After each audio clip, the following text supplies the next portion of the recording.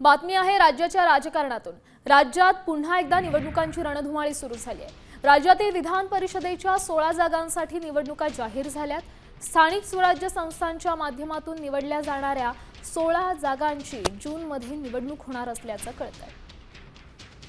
विधान परिषदेच्या 16 जागा निवडणूक जाहीर झालेली आहे आणि जूनमध्ये ही निवडणूक होणार आहे। राज्यात पुन्हा एकदा निवडणुकांचं रणशिंग फुंकलं गेलंय आणि स्थानिक स्वराज्य संस्थांच्या माध्यमातून या 16 जागांची निवडणूक होणार आहे। या संदर्भातली अधिकची माहिती देतात आपले प्रतिनिधी गणेश कवळे।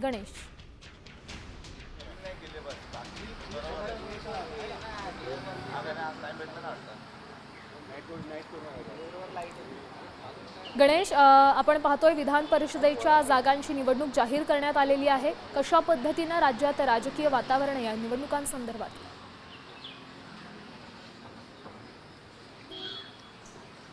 नक्कीच विधान परिषदेच्या 16 जागांसाठी खरं तर आहे त्या निवडणुका जाहीर झालेल्या पाहायला मिळतात। 25 तारखेपासून या सगळ्या उमेदवारांचे अर्ज भरण्यासाठी सुरुवात होणार असल्याचं सांगितलं जातं आणि त्याचबरोबर 1 तारीख ही शेवटची तारीख असणार आहे उमेदवारी अर्ज भरण्यासाठी आणि त्याचमुळे आता या 16 जागांवर कशा पद्धतीने जागा वाटपाचं संख्याबळ असेल हे देखील पाहणं गरजेचं आहे। कारण की शिवसेना, राष्ट्रवादी आणि भाजप या तिघांमध्ये कशा पद्धतीने ही जागा वाटप केली जाते, कारण की स्थानिक स्वराज्य संस्थेमध्ये सर्वात मोठा पक्ष सध्या भाजप पाहायला मिळतो, त्यामुळे सर्वाधिक जागा आहेत त्या भाजपला जातील असं सध्याचं चित्र आहे। तर राष्ट्रवादीच्या कोट्याला नेमक्या किती जागा येतात हे देखील पाहणं गरजेचं आहे। सध्या तरी अनिकेत तटकर हे रायगडची जागा आहे ती राष्ट्रवादीच्या कोट्याला येण्याची शक्यता वर्तवली जाते। तर दुसरीकडे भंडारा गोंदियामध्ये ज्या ठिकाणी खरं तर प्रफुल्ल पटेल यांचं वर्चस्व आहे त्या ठिकाणची एक जागा आहे ती राष्ट्रवादीला दिली जाते का हे देखील पाहणं गरजेचं आहे। तर शिंदे गटाकडून देखील आहे जास्त जागांची मागणी आहे ती होताना पाहायला मिळणार आहे, कारण की शिंदे जागांचे देखील आहे दुसऱ्या नंबरचा पक्ष आहे तो मानला जातो आणि त्यामुळे शिंदे गटाला नेमक्या किती जागा सोडल्या जातात हे देखील पाहणं गरजेचं आहे। का 18 तारखेला नक्कीच धन्यवाद गणेश दिलेल्या या सविस्तर अपडेटसाठी।